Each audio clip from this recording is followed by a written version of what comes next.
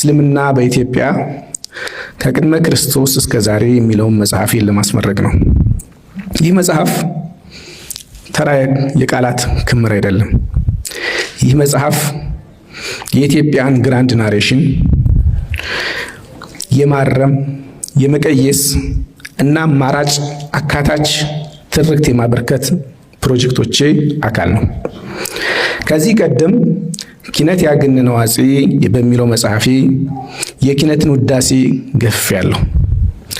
ተምኔታዊት ደሴት በሚለው መጽሐፌ ኢትዮጵያ የክርስቲያን ደሴት ናት የሚለውን ስሁታዊ አባባል አይ ትክክል አይደለም፣ ኢትዮጵያ ደሴትም አይደለችም፣ የሁላችንም ሀገር ናት እንጂ የአንድ ሃይማኖት ተከታዮች ብቻ ደሴትም ግዛትም አይደለችም የሚል መርዶ አርድቻለሁ።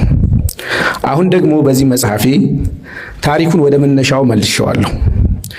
እስልምና የአዳም ዘር ጅምር ሃይማኖት፣ የሰው ልጆች ሁሉ አባትና እናት የሆኑት የአደምና የሐዋ ሃይማኖት ጭምር መሆኑን እና ነቢዩ መሐመድ የእስልምና አብዮት ሊያደርጉ እምነቱን ሊያድሱ ድጋሚ ቀሰቀሱት እንጂ ጀማሪ አለመሆናቸውን ሁላችንም ስለምናውቅ እስልምና ወደ ኢትዮጵያ ተመልሶ ወደ ቤቱ ገባ እንጂ ገባ አንልም።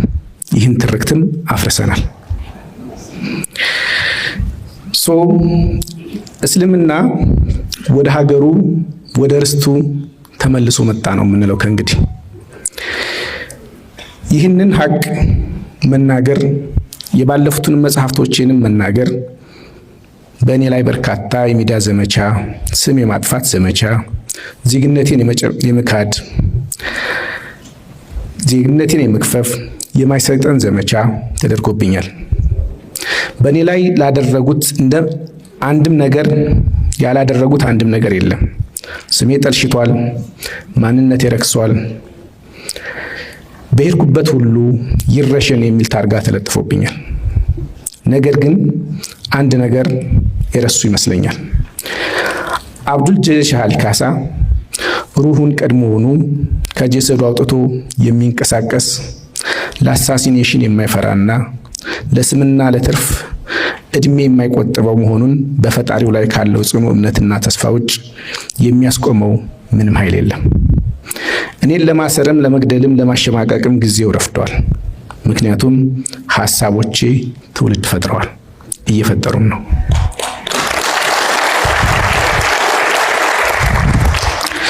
እናንተ የኢትዮጵያ ሙስሊሞች ሆይ ይህን እንድትሰሙኝ ይፈልጋለሁ።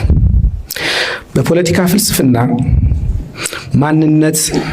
ማንነትን ለገበያ ማቅረብ ወይም አይደንቲቲን ኮምፕሮማይዝ ማድረግ ለነጻነት የሚከፈል ዋጋ ሳይሆን ለባርነት የሚሰጥ ውል ነው። ሳይንሳዊ እውነታው እንደሚነግረን የራስን ማንነት ትቶ ለጠላት ማንነት ማደር ነጻነት ሳይሆን ጥገኛነት ነው የሚወልደው። በስነ ልቦና ጥናት ከጨቋኝ ጋር ራስን ማዛመድ የሚባለው ክስተት ተገዢው አካል የጨቋኙን ባህልና እምነት በመውሰድ ተቀባይነት ለማግኘት የሚሞክርበት መንገድ ሁሌም ውድቅ ነው። ውጤቱ ውድቀት ነው። የጠላት ስልታዊ አካሄድ ሙስሊሙን በሁለት ጎራ የመከፋፈል ሂደት አለው። ጥሩ ሙስሊም እና መጥፎ ሙስሊም፣ ጉድ ሙስሊም፣ ባድ ሙስሊም። ጥሩ ሙስሊም የሚባለው ለጠላት ፍላጎት ያደረ ማንነቱን የከዳ እንደ ሀውስ ኒገር ሆኖ ለጌታው ጥቅም የቆመና የራሱን ማህበረሰብ የሚጎዳ የሚሰልል መጠቀሚያ ማለት ነው። በሌላ በኩል በራሱ ማንነት የሚኮራውና መብቱን የሚጠይቀው ባድ ሙስሊም ተብሎ ይፈረጃል። ስለዚህም ባድ ሙስሊም መሆኔን አረዳችኋለሁ።